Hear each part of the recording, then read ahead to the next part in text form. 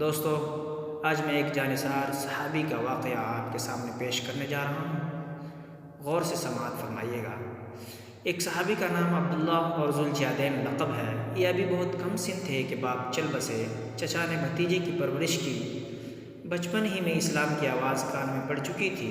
یہ شوق بڑھتا ہی چلا گیا۔ چچا ان پر مہربان تھا۔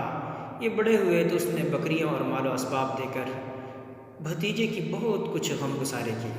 چچا بت پرست تھا، اسلام سے دشمنی رکھتا تھا، مسلمانوں سے جلتا تھا۔ چچا کے ڈر کے مارے عبداللہ کا شوق دبا دبا رہا۔ وہ دل کی بات کھل کر اظہار نہ کر سکے، مگر ایمان کا ولولہ کب تک دب کر رہتا۔ آخر ایک دن انہوں نے ہمت کر کے چچا سے صاف صاف کہہ دیا کہ پیارے چچا، میں برسوں سے انتظار کر رہا ہوں کہ آپ اب اسلام لاتے ہیں، تب اسلام لاتے ہیں، لیکن آپ کا اب تک وہی حال ہے۔ زندگی کا کوئی بھروسہ نہیں، نہ جانے کب موت کا فرشتہ آن پہنچے۔ مجھے تو آپ اجازت دے دیجئے کہ میں مسلمان ہو جاؤں۔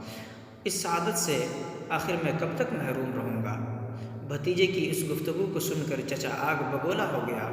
آنکھیں غصہ کے مارے لال ہو گئیں۔ غضبناک لہجے میں بولا، کان کھول کر سن لے عبدالعزیٰ۔ عبداللہ کا زمانہ کفر کا نام تھا عبدالعزیٰ۔ اگر تو نے محمد ابن عبداللہ صلی اللہ علیہ وسلم کا دین قبول کیا تو تیرا سارا مال و متاع یعنی ساری دولت چھین لوں گا، یہاں تک کہ تیرے جسم پر کپڑے کا ایک تار بھی نہ رہنے دوں گا۔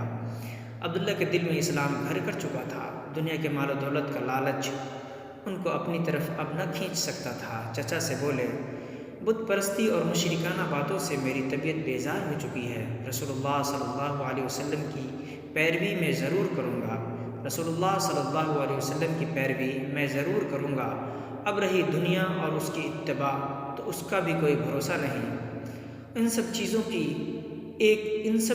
کو ایک دن رہ جانا ہے۔ ان چیزوں کے لیے میں سچے دین کو چھوڑ دوں، یہ کتنی خسارہ کی تجارت ہے۔ اب شوق سے ایک ایک چیز مجھ سے لے لیجئے۔ عبداللہ ذوالجیادین کا چچا بھی بہت بڑا ظالم اور ہٹ کا پورا نکلا۔ اسلام کا نام سنتے ہی وہ سر سے لے کر پیر تک اور دل سے لے کر نگاہ تک بدل گیا۔ آنکھوں میں حرم کرم کی جگہ بے مروتی آ گئی، جیسے نہ وہ اس کا چچا ہے اور نہ یہ اس کا بھتیجا۔ خون اور قرابت کی محبت بھی جاتی رہی۔ اس ظالم نے عبداللہ سے ایک ایک چھین لی، یہاں تک کہ جسم کے کپڑے بھی اتروا لیے۔ عبداللہ اسی طرح اپنی بوڑھی ماں کے پاس پہنچے۔ بیٹے کو اس حالت میں دیکھ کر ماں کا جی بھر آیا۔ پوچھا، بیٹا کیا ہوا؟ یہ تمہارے کپڑے کس نے چھین لیے؟ عبداللہ نے جواب دیا، ماں، میں اسلام لا چکا ہوں اور رسول اللہ کی خدمت میں حاضر ہونے کا شوق رکھتا ہوں۔ میں مدینے پہنچ کر ہی رہوں گا۔ آپ سے ہو سکے تو میری تن پوشی کے لیے کپڑے کے بندوبست فرما دیجیے۔ ماں نے بیٹے کو ایک کمبل دیا۔ عبداللہ نے کمبل کے 2 ٹکڑے کیے، ایک ٹکڑے کو تہبند کی طرف باندھا اور دوسرا چادر بنا کر اوڑھ لیا اور مدینے کے لیے چل پڑے۔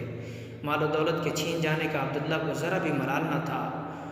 وہ جی ہی جی میں خوش ہو رہے تھے کہ مدینہ پہنچ کر پیغمبر اسلام کے دیدار سے مشرف ہونے کی سعادت حاصل ہوگی۔ ان کی چشم عنایت ایک طرف اور دوسری دنیا کی نعمتیں ایک طرف۔ اس نے تجارت میں نفع کمایا، کچھ کھویا نہیں، دنیا کو دین پر ترجیح دی۔ اصل زندگی تو آخرت کی زندگی ہے۔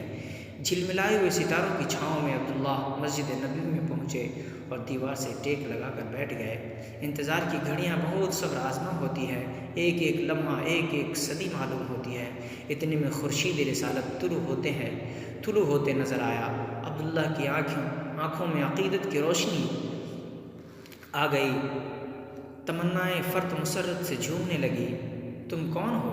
رسول اللہ صلی اللہ علیہ وسلم نے محبت بھری آواز میں کہا، میرا نام عبدالعزیٰ ہے رسول اللہ، غریب الوطن ہوں، تہی دست ہوں، دیدار اقدس یہاں کھینچ لائی ہے، ہدایت کا طلبگار ہوں۔ رسول اللہ صلی اللہ علیہ وسلم نے فرمایا، دیکھو تمہارا نام عبداللہ اور لقب ذوالجیادین ہے، تم ہمارے پاس رہو اور مسجد میں قیام کرو۔ رسول اللہ صلی اللہ علیہ وسلم کا ارشاد سن کر عبداللہ کا چہرہ خوشی سے کھل اٹھا۔ اس کو تمنا سے زیادہ اور اس کے حوصلے سے بڑھ کر